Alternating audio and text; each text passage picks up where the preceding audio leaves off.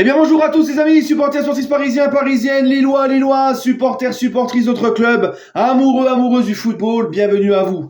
Les amis, on se retrouve pour le débrief à chaud de Lille Paris Saint-Germain qui vient de se terminer sur le score de 1 but partout pour clôturer la 16e journée de Ligue 1. Les gars, fin de série pour le Paris Saint-Germain, je suis déçu, c'est mon premier point de la rencontre, je suis déçu.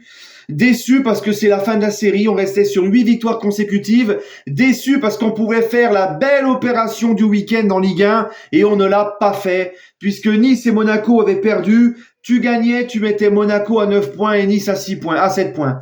Voilà, tu ne prends qu'un point sur les 3.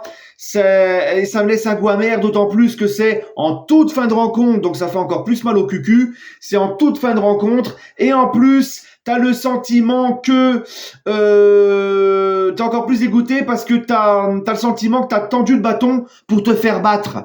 Parce que cette équipe du PSG, dans l'ensemble, maîtrisait son match, était bien dans le match, mais le PSG, après le penalty d'Mbappé, a complètement éteint la lumière, a arrêté de jouer, a reculé, a concédé des occasions. Et tu sais, c'est comme si tu le sentais venir, ce but-là. C'est comme si tu le sentais derrière la télé qu'on allait le prendre, ce but. Et ben on l'a pris, ce but.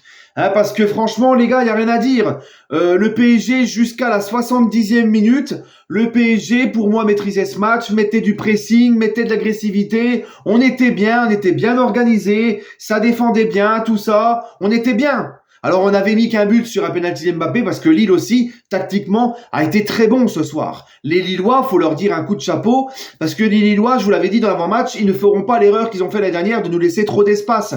Ils nous ont bien bloqués, ils ont été tactiquement, ils ont été très bons, ils ont bloqué les espaces. Ils ont été très bons derrière, notamment 3 joueurs qui, moi, m'ont sauté aux yeux. Le petit Yoro, Bentaleb au milieu monstrueux et le Kosovar à droite, je sais plus trop son nom, mais ces 3-là, incroyables. Et le PSG, malheureusement, a tendu le bâton pour se faire battre parce que une fois qu'Mbappé a mis ce penalty, on n'a plus rien fait.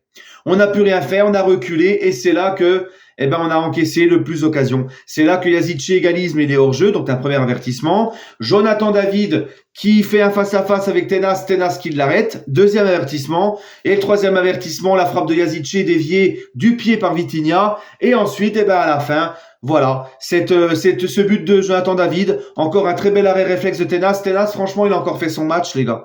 Tenas, on peut être sûr d'avoir un très bon gardien remplaçant. Il est là, mais tu vois, il nous sauve sur le face-à-face avec Jonathan David. Et ensuite, sur le but de Jonathan David, il l'enlève d'un arrêt réflexe du pied, mais Marquinhos ne suit pas bien Jonathan David et ça va au fond.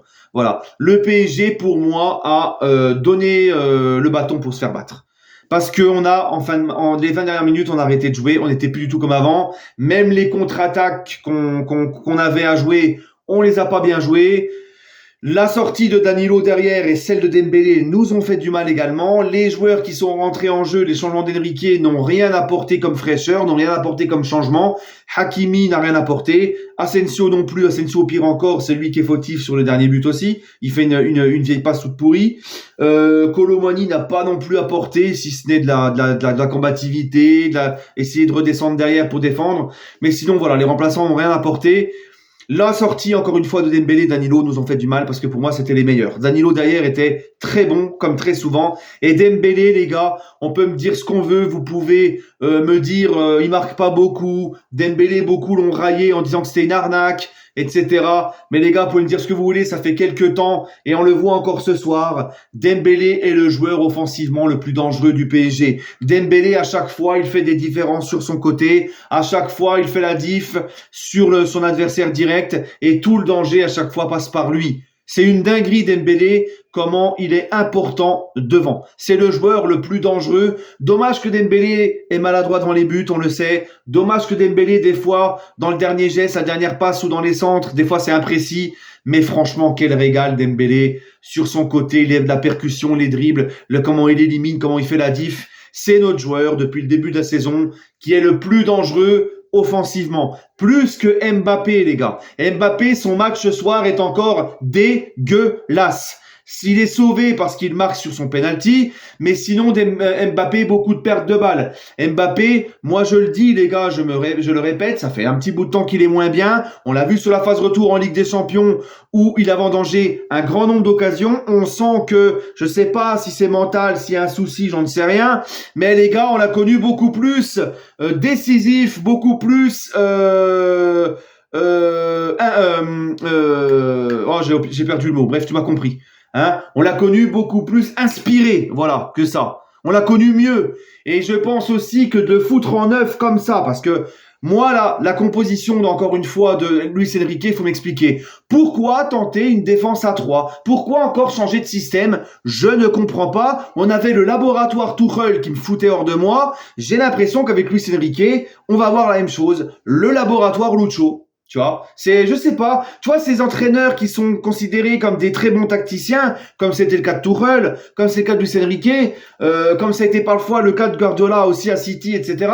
Les mecs, ils tentent tout le temps des trucs à changer, des machins, ils veulent tenter des trucs. Reste sur ce qu'on sait faire de mieux. Pourquoi changer subitement une défense à 3 comme ça ? Moi, je comprends pas. Vraiment, j'ai pas compris. Et Mbappé en 9, je le dis et je le répète, Mbappé en 9, c'est une grosse connerie. Mbappé en 9, c'est une immondice. C'est nul à chier, Mbappé en 9. Mbappé a besoin de sa vitesse, sa percussion. Il a besoin d'être sur le côté pour exploiter au mieux ses qualités de percussion et de vitesse.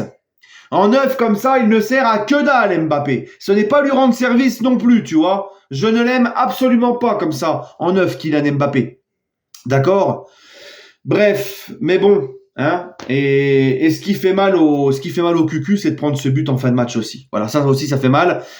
Mais si on regarde dans l'ensemble du match, globalement, ben écoute, le point du match nul, il est mérité parce que Lille a proposé tactiquement de très belles choses. Lille a tout donné et Lille a su profiter de nos moments de faiblesse. Et ben nous, on n'a qu'à s'en prendre qu'à nous-mêmes. On a arrêté de jouer à 20 minutes de la fin, on a reculé, etc. Et voilà. Sinon, qu'est-ce que je voulais dire de plus encore ? Je voulais encore rajouter quelque chose dans ce match. Je ne me rappelle plus. Je sais plus qu'est-ce que je voulais vous dire, les amis. Oui, voilà. Le PSG a arrêté de jouer quand tu sais que t'as Jonathan David qui rentre, que t'as Cabella qui rentre, que ces joueurs-là peuvent apporter du danger à tout moment. Voilà. Nos joueurs, ils ont éteint la lumière, ils ont arrêté. Et encore une fois, la sortie de Dembélé et de Danilo nous ont fait du mal. Voilà, les gars. Sinon, qu'est-ce que j'ai à dire de plus ? Barcola aussi, que j'ai pas trouvé top. Barcola a perdu pas mal de ballons sur le côté, un petit peu moins percutant que d'habitude, mais bon, voilà. Bref, Lucas Hernandez qui a été quand même assez solide derrière, il a eu du fil à retordre avec le Kosovar, mais sinon les amis, voilà, le point du match nul pour moi est mérité. Hein. Et encore une fois, le PSG a du mal à l'extérieur face à des équipes de qualité, parce que Lille est une équipe de qualité pour moi, parce que les Lillois sont 4e de Ligue 1, proposent du jeu, les Lillois ont un très bel effectif, et face à des équipes de bon niveau à l'extérieur et tout, on a toujours du mal, et ça fait longtemps que c'est comme ça. Hein. Et puis maintenant, pour finir, qu'on ne me sorte pas la vieille excuse bidon toute pourrie que je n'aime pas, cette excuse de loser à la con là, c'est de me dire ouais mais il y a eu le match de Ligue des Champions cette semaine. Je suis désolé les gars, il y a eu Lille qui a joué jeudi aussi en Coupe d'Europe. Donc ce n'est pas une excuse pour moi de me dire ouais mais la Ligue des Champions tout ça. Non les gars, pour moi c'est le PSG dans les 20 dernières minutes qui ont mis moins d'intensité, qui ont mis moins de pressing, qui ont reculé, et les remplaçants qui n'ont rien apporté, et la sortie de Dembélé et Danilo qui nous ont porté préjudice. Voilà les amis. Donc maintenant, mes tops, mes flops. En top, je vais mettre Dembélé, je vais mettre Danilo derrière, et je vais également, pour finir sur mes tops, je vais également mettre Vitinha au milieu, que j'ai quand même trouvé intéressant. Voilà. J'aurais pu mettre Hernandez aussi, parce que Hernandez, non seulement il a été solide défensivement, mais Hernandez aussi, ce que j'aime beaucoup, c'est quand il prend la balle et qu'il monte, qu'il percute, qu'il casse des lignes balle au pied. Ça fait du bien aussi. Maintenant, les gars, en flop, je vais mettre Mbappé pour l'ensemble de son match, malgré son but sur péno. En flop, le petit Barcola, et je vais mettre la rentrée d'Asensio. Voilà, les gars. Bref, L'entrée de Skriniar aussi, hein, franchement, Skriniar n'a...